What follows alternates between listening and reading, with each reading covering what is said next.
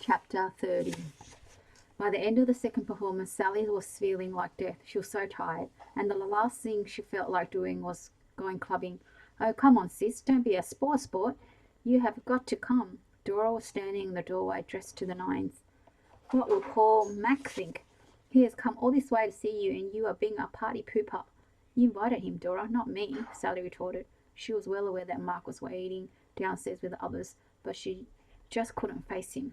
Tell him I'm truly sorry, and that we can go and have a pub lunch or something tomorrow. I presume he's sleeping on our sofa tonight. Who knows, Dora giggled. Things might change in the night, sister dear. Oh, don't be stupid and childish. What is the matter with you, Dora? I hardly know the guy, for Christ's sake. Why are you pushing him in my face? Dora just waved her hand and disappeared down the stairs, calling, See you later. Sally was in a really grumpy mood now. Left on her own, she almost wished she had gone with them. Almost. Then Janine appeared in the doorway with a load of dirty washing. Anything for me? She stopped and noticed Sally's long face. Everything all right? She asked. Oh, yes, fine. It is just Dora. Dora is getting on my nerves. She sort of set me up tonight with this old friend from home. He is the brother of my best friend from school, but I don't really know him that well. Anyway, he is very nice and everything, but she invited him up for the weekend and then expects me to drop everything and go out clubbing. She can be very irritating at times. Janine nodded. She is still very young, Sally. Don't let it get to you. Come on.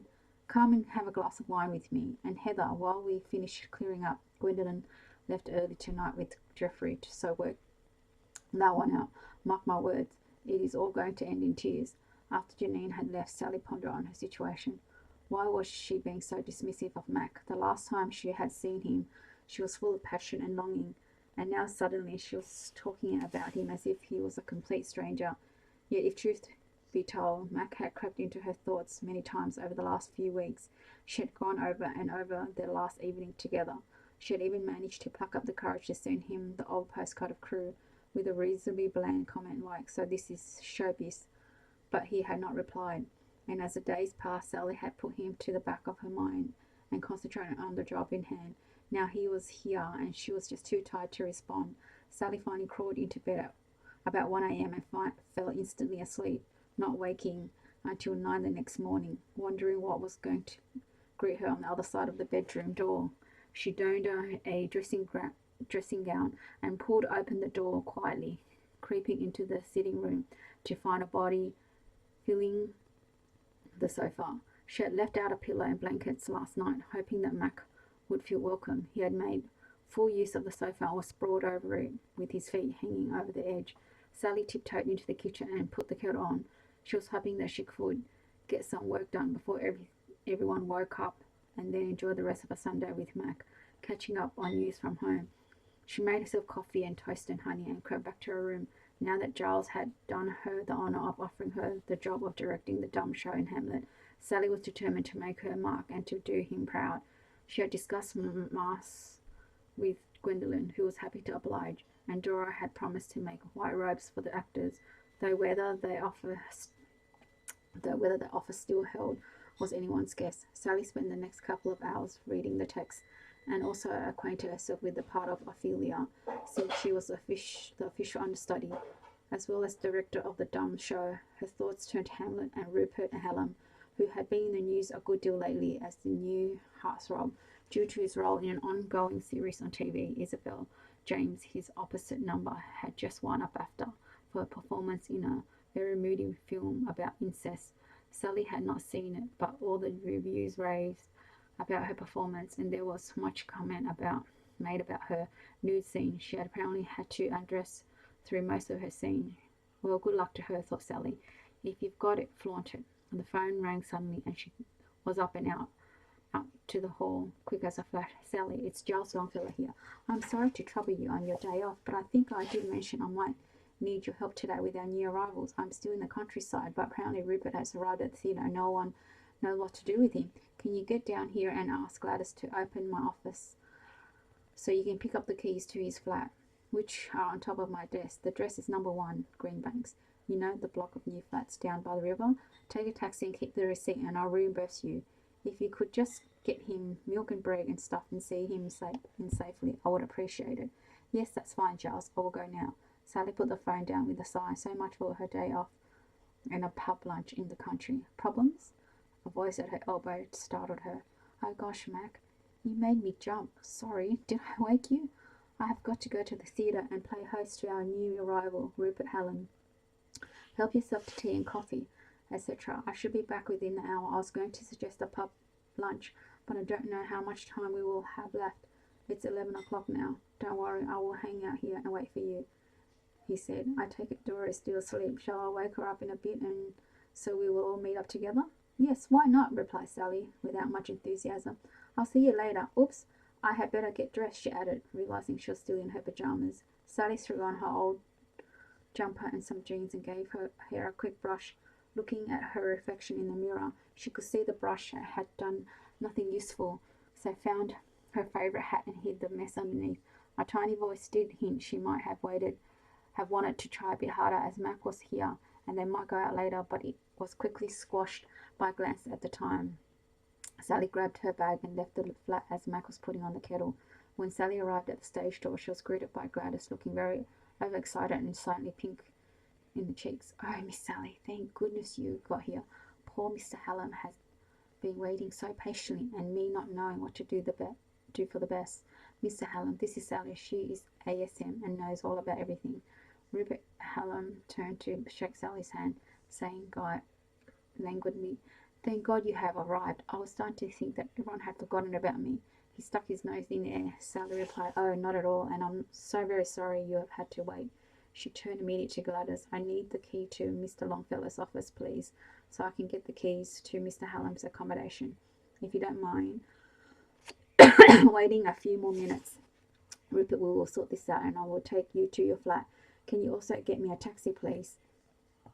Gladys to number 1 Greenbanks inside. Sally was fuming. This guy was so aloof and full of himself. Well, we'll soon bring him down a peg or two, she promised herself. By the time she got back to the stage door, the taxi had arrived and she and Rupert were able to set off immediately. He did not say a word on the journey over, and Sally was in no mood to try and be friendly. The taxi dropped them off and Sally made her way to the front entrance of Greenbanks. It suddenly occurred to her that she had no means of transport back to her flat, so that meant more grief. She managed the locks and finally opened the front door to a very smart and obviously expensive first floor flat. It had glass window right across one wall and a leather sofa and a glass dining table and 4 chairs. Sally couldn't help thinking, oh, this is so lovely, then realised she had spoken out loud. Yeah, not bad, I must say, agreed Rupert Hallam, putting his bag down and going into the bedroom. Sally decided to investigate the kitchen, which was very modern and had every gadget imaginable. Lucky sod, she thought to herself. She dumped the carrier bag with the groceries on the counter. Well, I will leave you to settle in, then, she declared frostily. I have written out a list of useful numbers for you, including mine and the stage manager's. Her name is Heather Rawlings, and I'm sure she will be calling you later. She had started to make her way to the door when Rupert stopped her. Listen, I apologise if I was a bit curt earlier. It's just all a bit overwhelming, to tell you the truth. Don't suppose you know where to get some food. Is there a pub you all go to? I guess there is no one about because it's Sunday. Sally suddenly felt a bit sorry for him. He looked very forlorn standing there. Yes, absolutely right. Sunday is a dead day, but we all love it. It is the only time we have off. Really, the rest of the week is full on. Sally wasn't quite sure what to do next, leave or invite him to join them in the pub. Her good nature getting the better of her, she decided to give Mr. Hallam a second chance. As a matter of fact, we were thinking of going for a pub lunch, so you're welcome to join us. I share a flat with my sister Dora, and we have a friend visiting from home, so please do come if you would like. Rupert gave her a beaming smile that completely changed his face from moody and mean to young and boyish and very good looking, Sally had to admit. That would be really cool. Thank you so much. He picked up his rucksack, found his wallet and started to leave. Sally remembered his keys and handed them to him at the door. Won't get far without them, she grinned. Oh, actually, can we use your phone to call the taxi? It is not far, but a pain to walk it, and time is marching on if we want to get to a pub before it closes. Be my guest, replied Rupert, pointing to the phone. Sally rang the cab company, then tried her flat and luckily got hold of Dora. Listen, can you and Mark be ready to come down when I ring the doorbell? We can take this taxi on the pub and charge the theatre. I thought we could go to Cross Keys on the Nanwich Road. Dora agreed and Sally put the phone down. Right, all sorted. Let's hope the taxi gets here quickly. While they waited, Sally explained who she was exactly and how she was the understudy for Ophelia and about her dumb show ideas. Rupert seemed genuinely interested and admitted that this was his first theatre role since drama school and he was very nervous. "Do you know Isabel?" asked Sally. "Not really. I have met her at a couple of film things, but that's all," replied Rupert. "This is scarily beautiful, though," he added. Sally caught the admiration in his voice and thought that was par for the course. Two beautiful young things together. She knew where they would lead. When the two of them arrived at Sally's flat, Dora was at the front door with Mac, bursting with excitement. "Hi there. I rang Janine and Peter and they are joining us. And Simon may raise himself from his pit, so we should have a good laugh." Dora clambered into the car, leaving Mac to find his own place in the front. As it happened, it was only as Dora settled back in the seat that the penny dropped and she recognized Rupert. For one blissful minute, there was silence, and then she was off again. "Oh, wow, hi, you are Rupert Hallett, aren't you? I am such a fan, and I think it is brilliant that you have given up your career to come here and do Hamlet." Rupert burst out laughing. "Hang on a minute. Give up my career? I do hope that is not how the rest of the world sees it, or I am finished. I have given up nothing. If you don't mind, it is an honor to be doing this production, and part of my heritage is an actor." Dora had the good grace to apologize profusely, and then shut up, as indicated to her by Sally making a sipping gesture across her mouth. The rest of the journey passed in relative silence, apart from Mac asking the driver various questions about local sights. The pub was on the edge of town, so it was nearly like a country pub. It served good wholesome dishes like shepherd's pie or Sunday roast with all the trimmings, and it was cheap. The gang was just in time to order food, and while they were doing that, Rupert went and bought everyone drinks, plus a pile of bottles of wine for later. Sally joined him to help carry the drinks to the table. "Nothing like bribery to get the cast on your side," she quipped. Oh no, come on, Sally. Don't have a go at me. I'm trying my best to get off on the right foot, that is all." Rupert paid the bill and followed Sally back to the others. Janine and Peter were there ready and had commandeered a table. Instructions were made and everyone got down to serious drinking. It turned out to be a lovely afternoon. Actors very rarely have trouble making friends. In fact, they tend to love everyone instantly, and it is only later that they see the cracks and start bitching. Rupert was very good company, Sally noticed. The aloofness she had seen at the beginning of the day had gone completely, and in its place was a jokey, open young man, enjoying the company and loving the limelight, which was inevitably, thought Sally, as she watched Dora hanging on his every word and flirting outrageously. Even Janine was doing her best to get his attention with all her talk of costumes and fittings. "One of the perks of my job," she piped, measuring the inside leg of handsome young actors. Peter pretended mock horror, and everyone laughed. "No leg could match up to that of your beloved boyfriend, Janine, my dear," he leered, and he gave her a squeeze. Simon arrived just as last orders were being called and found himself getting around. Dora offered to go halves with him, but he refused. Sally's sharp eye picked up a look between them and suspected that things were not very happy. Sally had spent quite a good deal of the lunchtime observing everyone. She loved people watching and would always try to sit in a corner if she could. She had inevitably found herself comparing Mac and Rupert. Both were good-looking, confident men, yet so different. Mac was impressive just by his physical presence. He was by far the tallest of the bunch and seemed like a gentle giant. His hair was thick and long and very shiny, and when he laughed he revealed strong white teeth. He was a very attractive man and not at all not cowed by a load of actors wittering on about themselves. On the contrary, he seemed to really enjoy the anecdotes and stories, and even added a few of his own. Sally wondered if she was being foolish not getting to know him better. He had come all the way to visit her after all. By comparison, Rupert was very much the face of the moment. Sorry. He seemed very slighter than he appeared on the television screen. He was not quite as tall as Mac, but still about 5'11". He had a perfectly chiseled jaw, and his mouth and lips were perfect, almost like a girl's. His face was saved from being too pretty by an aquiline nose and high cheekbones and those deep, penetrating dark eyes. He had the long, fluffy hair of an actor, which he constantly kept flipping back out of his eyes, For all his good looks, Rupert was definitely one of the lads, and seemed immune to Dora's attempts at flirting just as well, thought Sally, noticing Simon getting grumpy in the corner. Even Mac tried a couple of times to attract Dora's attention, to no avail. As soon as they were thrown out of the pub, Dora invited everyone back to the flat. But we have work to do and washing to sort, so let's leave it for now, said Sally. Sis, what have I told you about being a party pooper? We have got to finish Rupert's lovely wine he bought, and the football will be on soon, so the boys can put their feet up and watch telly just like being at home. This brought a roar of approval from the male contingency, and Sally knew she was defeated. The afternoon passed very quickly with lots of cheering and rowdy jokes. Janine managed to drag Peter away at 5, and Rupert called a cab. Mustn't mess up my day with a hangover, he grinned to Sally at the front door. Thanks so much for today, Sally. I feel as if we have known each other forever. I promise you will keep an eye on me. I sometimes find it hard to stay focused and then I fuck up. For a moment he looked very serious. We won't let you fuck up. Don't worry, she promised. I will be your shadow, never fear. She leaned over and gave him a kiss on the cheek, and Rupert responded by giving her a big hug. Thanks again, Sally. And he was gone. Well, aren't you the dark horse getting a snog in so soon? Dora was standing behind her in the hallway. Don't be stupid, Sally sighed. Let's just get an early night, shall we, as it is a busy day tomorrow. Oh, yes, miss, whatever you say, miss. Actually, Mac and I might go out for a drink later, seeing as how you have ignored him most of the weekend, and he goes back to Cheltenham tomorrow.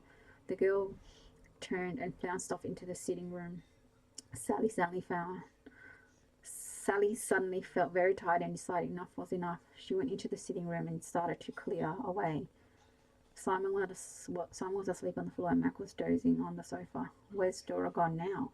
Asked Sally, working her way around the room. We need to tidy up and send people to their homes, Simon. She gave him a nudge in the ribs, which produced a groan of protest. Time to go home, Simon. Come on, please. Dora appeared at her bedroom door. Actually, I am knackered now. Do you mind if I just have a quick nap before we go out, Mac? Mac stood up and then realised there was nowhere to go. Sure thing, whatever, he said. If Sally doesn't mind me watching TV and taking up space in her sitting room tonight. He turned to her, looking like a lost dog. Of course I don't mind, Mac. You are our guest, though God knows we have hardly seen the most attentive host, have we?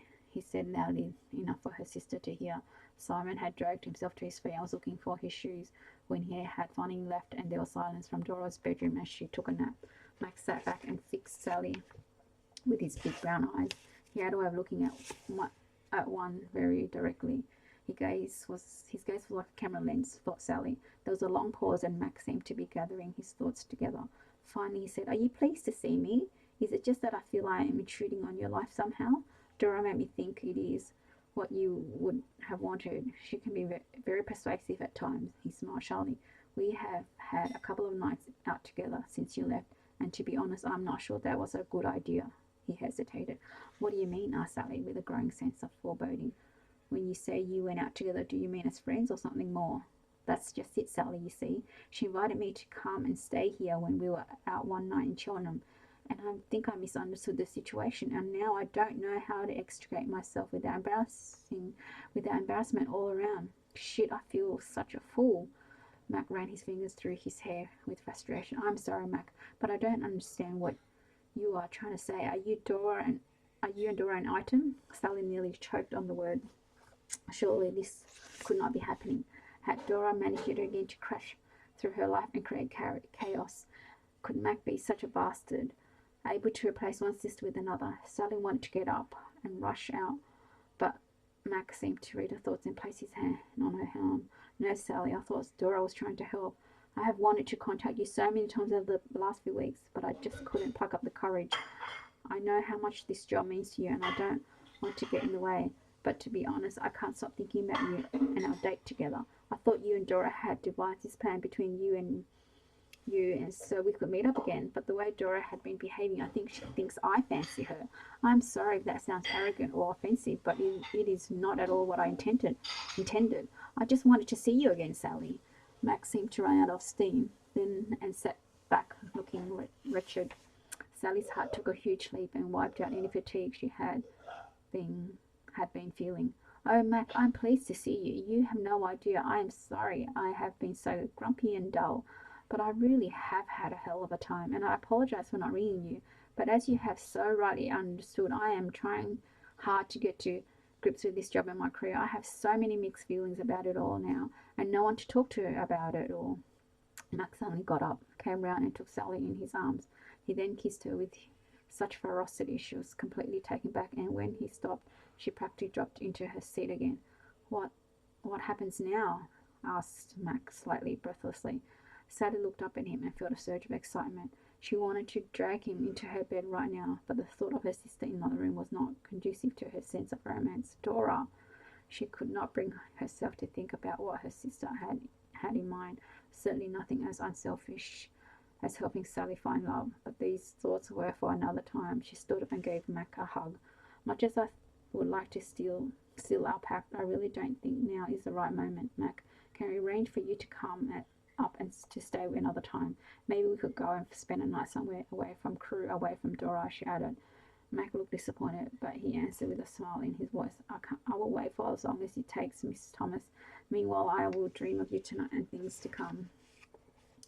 They took their time, saying good night. Sally loved kissing Mac. He was so good at it. Finally, he drew back, breathless and shaking slightly with desire. That's enough, Sally. I can't take any more. It is torture not being able to make love to you. I want you so badly. Are you sure I can't change your mind? He moved towards her, and Sally put out her arms to stop him. No, please, Mac. I want us to be alone and private. That will not be the case when Dora wakes up, believe me. Okay, I concede defeat, but if you don't mind, I will go now and get the late train back to Cheltenham. It will give me time to cool off and have a good think. They shared one last lingering kiss, and then he was gone. Sally ran a bath. She lit lots of candles and soaked in the soothing water until she was prune-like, like a good look. Not a good look. She smiled to herself and stepped out into her towel. She was so tired she just lay down on top of her bed and fell fast asleep. She woke later and crawled under the covers, going straight back to the land of Nod, dreaming that Mac was in bed beside her, wrapped in her arms. Chapter 31. Good morning, everyone. May I take this opportunity to extend a special welcome to our newcomers, Rupert Hallam and Isabel James. Giles Longfellow paused long enough for the cast to recognise their new stars, and sensing that there was not going to be a round of applause forthcoming, started one himself. He then continued, It is no secret that this production of Hamlet is my pet project, and one I have dreamed of creating for a long time, but I also hope that you, the cast and crew, will become as enthused as I am and realise the importance of the production's success, not just for me or you, but for the future of Crew Theatre. You see, I want this theatre to be firmly on the map as an important contributor to the arts in the UK. I am hoping to take this production to the West End eventually, and with luck it will be the start of many such transfers and collaborations with different producers. Thanks to Lord Graham and his enormous generosity, we have been able to get the ball rolling with Hamlet, and may this be just the beginning of a new golden age for this theatre. Giles paused again, this time to compose himself. He really did feel quite emotional about the whole thing. If the truth be known, he was also a little fearful of the outcome. This was his opportunity to shine. He had been working towards this moment for many years now, and he was only too aware that the one thing that could let him down was himself. He and Teddy had been seeing a good deal more of each other due to the fact that they were in close proximity and able to meet easily under the pretext of discussing the finances of the theatre. This had led to many a late night supper, and the two men had grown closer in every way. His lordship was still obliged to keep a low profile in his personal dealings with Giles, as he still had her ladyship to consider. Lady Tanya Graham knew the school only too well. She had fallen in love with Teddy Graham when they were both still at their boarding schools. Her family owed a huge estate in Northumberland, and over the years several of the landed gentry in and around the area would entertain each other and naturally keep an eye out for any of the younger members' futures couplings. Same old, same old. Put the right two together, create an heir and a spare, and then all would be hunky-dory. Tanya had always adored Teddy. He was such fun, and somewhat less pedestrian and conventional than some of the other suitors who she was forced to endure. The two of them shared a sense of humour and did not take any of the right rigmarole too seriously. They managed to laugh their way through the hunt balls, croquet parties and polo meets, and became firm friends. Inevitably they became lovers, and then engaged and married. It was a smooth transaction, and they were a very glamorous couple for the first few years on the circuit. Teddy loved to party, and there were some occasions recorded in Vogue and Tatler to keep his reputation going. But then they had their two children, Edward and Tilly, in quick succession, and suddenly Tanya found herself settled in Crewe Hall up north while her husband spent a good deal of time at their flat in Chelsea. She actually quite enjoyed the early years with the children. They had a wonderful life in the countryside, and they were always there were always holidays to look forward to. A chalet at Costa for the winter ski season, or a villa in the south of France for the summer.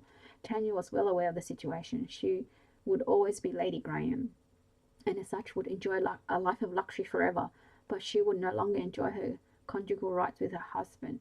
He would discreetly pursue another avenue should she decide to take a lover. That was acceptable, as long as it was never discovered or flaunted in public. Appearances were everything. The couple had lived this way for years, and mostly it worked very well, especially as Teddy tended to keep his other life down in London. Recently, however, he was spending a great deal of time at Crewe Theatre, and when Tanya was introduced to Giles Longfellow as on the first night of A Man for All Seasons, she immediately knew the reason why. Her heart sank. The saying not own the saying not on your own doorstep echoed in her head. She was far from pleased, and resolved to keep her distance from the theatre as much as possible. As far as Giles Longfellow was concerned, Tanya was polite but distant, and Giles was very much understood his place in the scheme of things. He kept a low profile with the lady of the house. Giles' relationship with Lord Graham was a distraction that he could have done without really, as he had a good deal on his plate, and his career was very much at stake with his season at Crewe. But as usual, his emotional needs overruled his common sense, and he could not resist his tirades with Teddy, be they in a club in Manchester or late night in his office. He could no longer live without the thrill of being with his lover. The only person who knew what was going on was Robert, who had once been the object of his affection. The romance had almost ended before it began last year, but here at the theatre, because Robert could not handle the intensity with which Giles fell in love. For the first few weeks, the two men had shared every living moment together. They locked themselves away in Giles' office every lunchtime and ate each other for lunch. They became the laughing stock of the cast and crew, who got fed up with interrupting them in dark corners of the theatre, the most popular being the Royal Box, no less. Finally, it was Percy and Peggy who took control and told them it had to stop, as it was affecting the whole company and not for the good. Giles accepted the ultimatum quite easily, and was soon back in his old routine and directed the next production with great aplomb. Robert, however, was not so easily consoled and disappeared back to London, never to be seen again. Percy had announced his relief to Peggy, saying, "I could never get me head around the lad. Something not quite straight there. Very ambitious too, you know." "Wouldn't surprise me if we see him again one day, Peggy. I get the feeling he won't let Giles off the hook that easily." So it was no surprise that Robert appeared at the first read-through this season, having been introduced as the director's assistant. Robert was indeed using his power and knowledge to further his career. He got on fine now with Giles and no longer fancied him, but he was going to use him as much as he could to gain advantage in the pursuit of his theoretical career. Watch and learn was his motto these days. Giles rounded off his introductory speech by explaining that Robert would be taking rehearsals in the rehearsal room next door at the same time as Giles directed the play on the main stage. Robert would take individual scenes with you as required and also oversee the flight sequence. May I also remind you that the lovely Sally Thomas will be directing the dumb show, and she will give you your calls accordingly. So now, no more talking. Let us read this wonderful play. Heather, start the clock." Sally listened intently to the read-through, and not just as an actress and understudy, but out of a natural curiosity to see how the company coped with the language of Shakespeare. Rupert Hallam was a joy. He had obviously worked hard already on the text, and he had a fine sense of the play. He made the words jump off the page and even found the humane Hamlet, and what he could not find he managed to create. Isabel, however, seemed completely lost and overwhelmed by the dialogue. She read her lines like a child in a dulled monotone. When she was not actually in a scene, she spent the time playing with her hair and fidgeting with a cigarette, which she smoked intensely, sucking in the smoke as if her life depended on it. Rather the other way round, thought Sally to herself, having given up smoking at college. after realizing that people in the know were right and not only did smoking ruin your voice, but it could basically kill you. Percy Hackett was in his element as Polonius, and it was obvious Peggy would have her work cut out supporting him through the play. Sadly, Peggy was too old to play Gertrude, which was a role she had played several times over the years. Still, it means I will be nice and free to keep an eye on my Percy, if you know what I mean, she said with a big wink in Sally's direction. Geoffrey was playing Claudius the King, and Charmaine was Gertrude, his queen. Now we will Now we will see all the Royal Shakespeare training coming to the fore, said Gwendolen with a touch of sarcasm in her voice. She and Geoffrey were now a definite item, but Sally knew she was very insecure. Geoffrey's wife had appeared at the theatre last week with the three daughters and made a very public scene. She had basically banned him from seeing his little girls. He was clearly very upset, and Gwendolen was not able to easily distract him.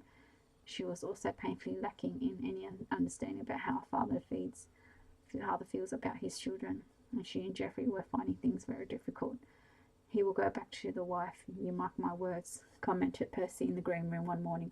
All the sex in the world can't wash away the guilt of leaving the children. Peggy turned round and studied her wayward partner. Oh, and you're such an expert then, are you, dearie? Well, I don't have kids, but I do know a bit about life, Peggy, and in the end, royalty and family count for a lot, don't they? Peggy held his look and smiled slowly. It is good to hear you say that, my old ducks, because sometimes I do wonder, she says. Percy crossed her and gave her a hug. Are all we are all right, girl. Don't you fret. Now get my coffee and let's do some line learning. Sally had had a little time to study Ophelia and was keen to have a go. Hopefully there would be a chance for her to stand in for Isabel over the next 2 weeks of rehearsal when the actress had costume fittings and such like. Sally was also very curious to see how Robert conducted his rehearsals. She found him difficult to pin down. Sometimes he was very friendly and rather camp, and yet other times he was very aloof and cold. He certainly had the ear of Giles Longfellow, and Sally had tried to discover the nature of their relationship. Peggy had told her all about last season, but Sally wondered if Robert still had a torch for Giles. He watches Giles all the time, she commented to Peggy. I find him quite tricky to communicate with, don't you? Doesn't bother me, darling. I just get on and do my own thing. All the shenanigans that carry on after hours go over my head. Except those related to Percy, Sally thought to herself. That is a very different kind of poison. Sally's attention turned to Jeremy. Her dear friend looked decidedly the worse for wear today. He was very pale and sweating profusely. She caught his eye and smiled encouragingly, but he just shook his head slowly and pointed to his glass of water. When they broke for lunch, Sally went straight over to him and asked him if he was okay. No, I feel terrible and want to be sick, quite frankly. Oh, God, I will be back in a minute. And he was gone. Sally decided to get the full story later. She crossed to the props table, which had been set up ready for the afternoon rehearsal. She found Dora deep in conversation with Rupert. But does Hamlet know for sure that his mother is involved with the murder? She was asking him. Hi, guys, how's it going? Sally decided to intervene. Rupert turned to her with a big smile on his face and said, Sally, how are you? Do you want to discuss anything with me? Dora is grilling me on my motivation already, and he laughed.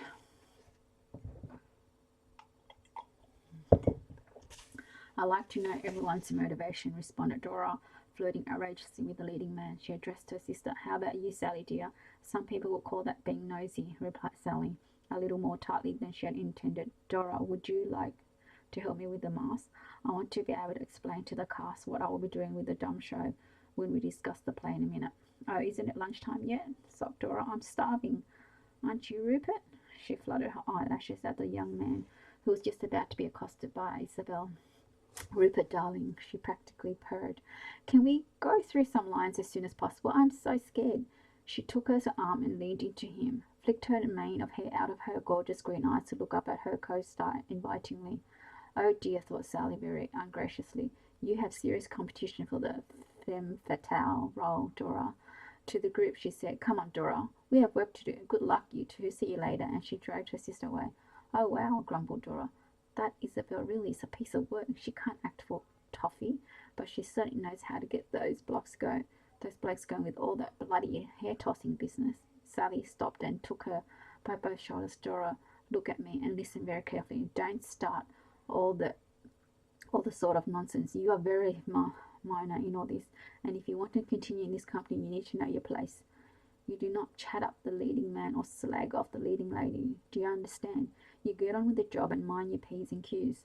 Oh, please don't treat me like a child, Sally. I know my place, but believe me, by the time I finish here and people see what I can do, my place will be very different. I just think it is unbelievable that girls like Isabel get jobs when they blatantly can't act. Well, that is the nature of the beast and always has been, to a certain extent. So the sooner you accept the fact, the happier you will be about it all. But it is so unfair, wowed Dora dramatically. Oh, please, who said anything in life was fair? You just have to work with it. Believe me, if life was fair, I would be playing Cleopatra at the National, Sally snapped. Oh, Sally dear, your mask has dropped. Surely my mild-mannered sister is not showing signs of malice. Dora sensed revenge, but was stopped in her tracks when Sally turned and pulled her towards the exit with, "Ah, yes, talk your mask. Come with me and find them." That finished the conversation for the time being, but Sally knew her sister only too well. During the weeks to come, Dora would be on the warpath, and the fight for Rupert's affection would be fierce, she had no doubt. He was very lovely, though. Sally had her admit, and her own heart gave a little flutter at the thought of his smile. Jeremy felt much better after he had been sick. He had left Sally in such a rush, leaving his poor friend wondering what was going on.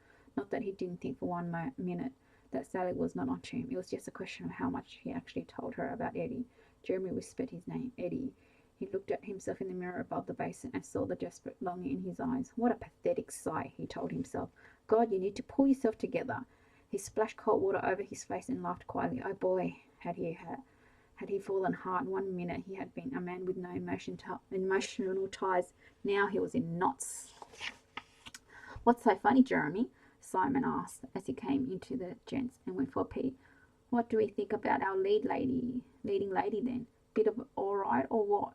He joined Jeremy at the base and watched his hand. A tad out of your league, teased Jeremy, but you never know. She might be into a bit of rough trade. He made his way out of the door, followed by Simon, and still doing up his flies as they bumped into Robert. Well, what have you two been up to, Simon? I didn't know you were that way inclined, Robert said, noting Simon's sip. Yeah, very funny, muttered Simon, pushing past him. Charming, said Robert to Jeremy as he too tried to pass. How was your weekend, Jeremy? From what I saw, it was very full on. He gave a theoretical wink. Jeremy cringed. He and Eddie had bumped into Robert in a bar on Sunday night, and it had all been very awkward. All he needed was someone like Robert knowing his private affairs. He just nodded and said, yes, it was quite a weekend, and carried on past him. Robert watched him go with a smile on his face. Knowledge was power, he reminded himself. Jeremy decided to go on to the dressing room for the duration of the lunch hour and keep well away from anyone likely to interrogate him. He felt bad about not going to find Sally to explain his behaviour, but he knew she would understand and he would talk to her later. He just needed a bit of time to sort out his thoughts and feelings. Everything had happened so fast that he was still reeling. Thanks for listening.